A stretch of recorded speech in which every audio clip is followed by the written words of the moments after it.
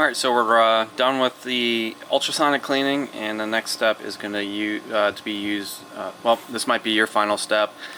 My next step, I'm going to use a vapor honer to clean up the carb bodies and do a little spraying on some of these other parts here. And for anyone that's interested, I don't have a big vapor honer. I use the VHT out of North Carolina, Vapor Honing Technologies. This is their micro honer, and it's very small, but it's enough to fit all these Honda parts, engine cases in. Doesn't have any bells or whistles, but it works good for me. Alright, so this is after vapor honing. Nice and shiny and cleaned up. Did all the jets. I used brake cleaner after I did the vapor honing because you got all that glass bead, that very, very fine glass bead. I used brake cleaner, sprayed everything really good through all the ports. And I came inside and I used soap and water, hot soap and water, and washed. Can't wash enough. And then I'm going to go outside and use an air compressor and spray some air through all the channels and ports on all these parts. And then after that, I'm going to take some wire from a wire wheel, and I'm going to use that to chase through the small little orifices on these jets. So you're going to have to take a pliers and pull yourself some strands out of here.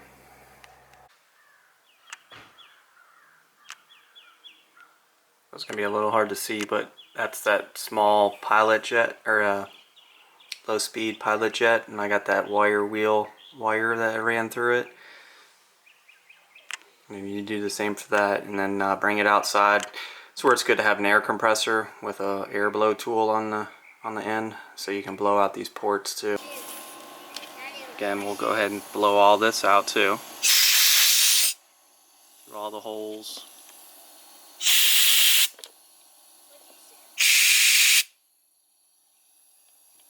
It's best to do it when it's still wet from the rinse, so it could blow out any glass bead or debris that's in there. Let it follow out with the water. So just go ahead and thoroughly blow everything. Carb's all dried up now.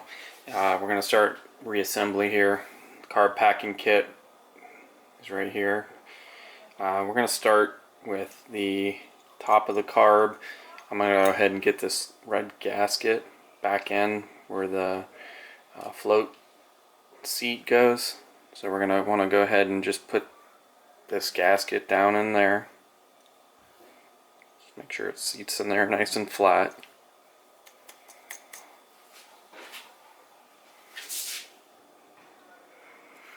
And then I'm going to go ahead and just put the seat back in.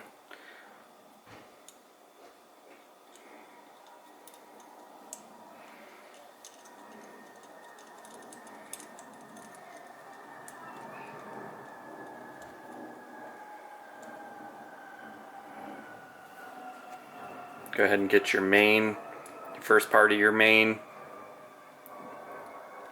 jet in. Just hand screw these in. And we'll put the main jet in.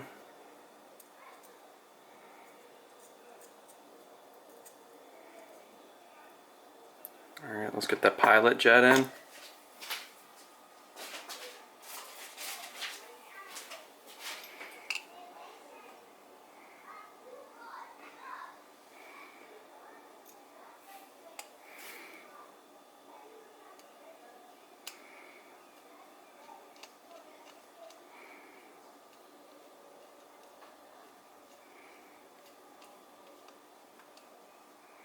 Just right till it gives you resistance. You don't need to go any more than that. Go ahead and tighten this down.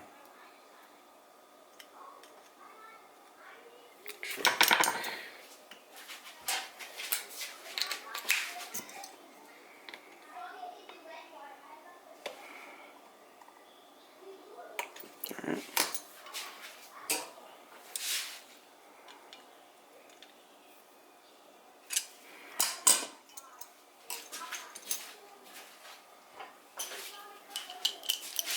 9mm socket. on that float seat.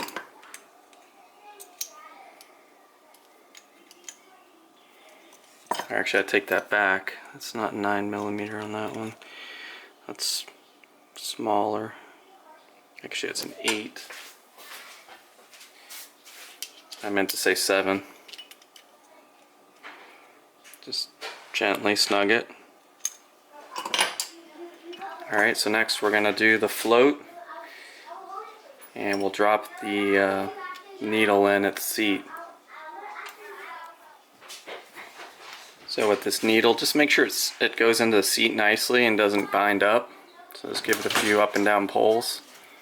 That's good. Now we're going to put...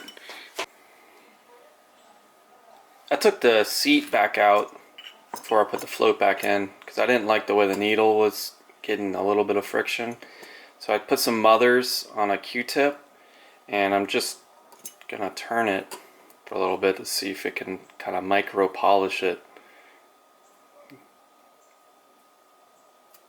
You can see how it's taken some dirt and just kind of polishing it up. So I'll spray a little more brake cleaner inside of this to get any of the polish out of it, but I think I'll get a little bit better smoothness for the needle to move up and down effortlessly. That's much better. This wants to fall out. Before I was a little grabby. Alright, so I got my float on, I put my pen in, everything's good. So now we're going to get to the stage of closing this off and putting our bowl back on. So let's get our gasket in place for our bowl.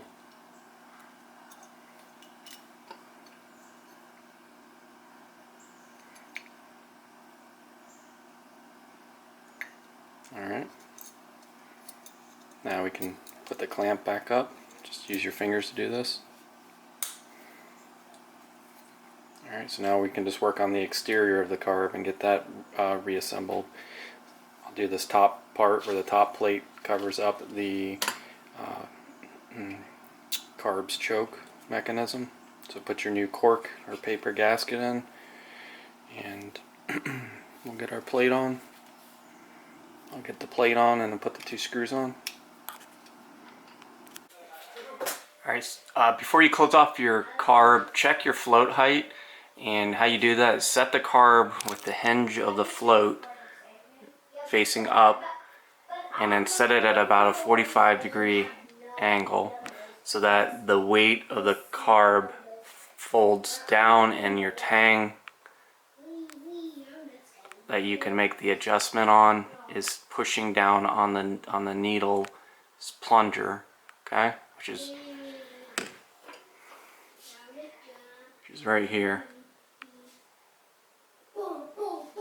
And then you're gonna use a micrometer, or I have a carb float setting tool. I have it set, it's 18mm on this carb for the manual, so I have it set at 18mm, and then once it's sitting there, you're just gonna take this tool, which has the preset height on it, and set it on the casting and make sure that your float is right at 18mm. So it's just a couple, it's like a millimeter or 2 lower than it should be. So I'm going to bend that tab so it raises it up and hits that little stop bar on my tool. Okay, so set your float to 18mm and then you're good to go to shut it off or close it up from there. Snug down. Let's get the bowl screw in here, the drain screw. Put your new packing O-ring on. I got the kids playing some music in the background. So we'll put the O-ring on.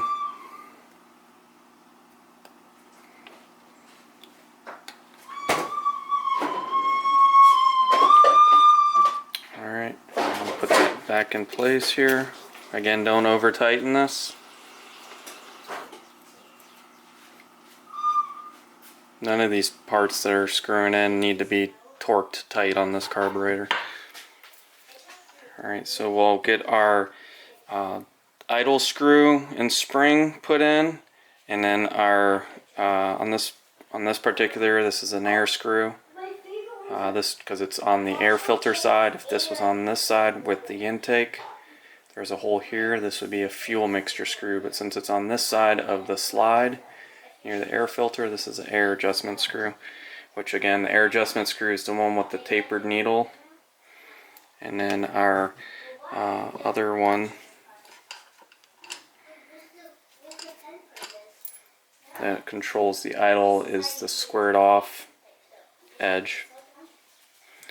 And both the springs are the same length and spring pressure, so interchangeable. So we'll put one on there, put that on there.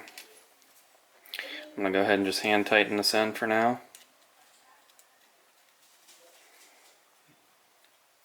It's far enough. Same thing with the air screw, adjustment screw.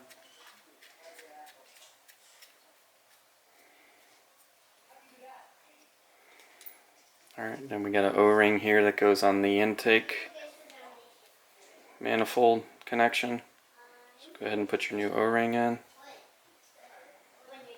And the last O-ring for the packing kit is going to be an O-ring that goes inside of the cap area. So we'll go ahead and put that in for now. And the last thing that we need to do is get our slide and needle jet in place. The C-clip will go in the very middle rung. You got what, 1, 2, 3, 4, 5. How many are on this one? 1, 2, 3, 4, 5. So you got 5 rungs, and you want to put your C-clip on the 3rd rung from the top or bottom, very middle rung. Alright. So we'll go ahead and make sure you're sliding it in from the right side. The deep channel gets the needle slid in. And then you're going to want to get your W clip that you saved. And that's what's going to retain your needle in its place so it can't raise and get out of alignment or setting. So we're going to slip that down in there. And you can probably just use a flathead to push it down.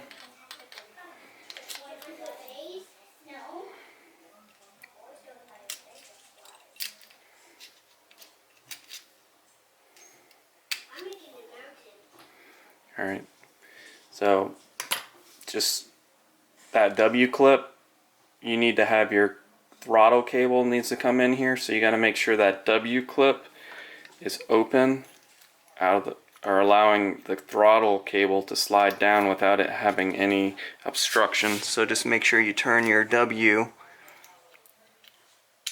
so that you're able to slide your throttle cable down through that channel. Alright.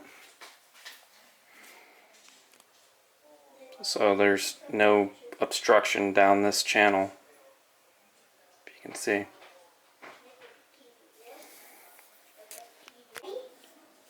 So as far as assembly, this is complete now. We're not going to do anything with these because these need to go on your throttle cable before you can put the slide back in. Everything needs to be attached to your throttle cable, and then you can slide your slide in and tighten your cap down. The initial starting and should function settings are going to be with your idle screw. Go ahead and turn it clockwise and turn it until it seats.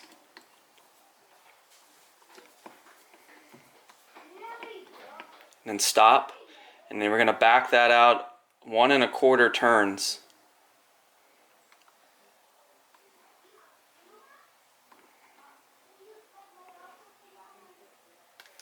And we'll do the same for the air screw. That should get you in a good spot to get the bike running. So turn it clockwise till it seats. Don't turn it any further. And then 1 1/4 turns back.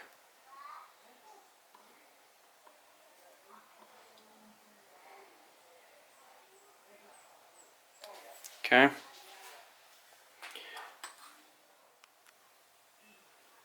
I'm going to go ahead and get this manifold back on. You don't need a gasket for this flange to manifold. The O-ring does the job of air sealing.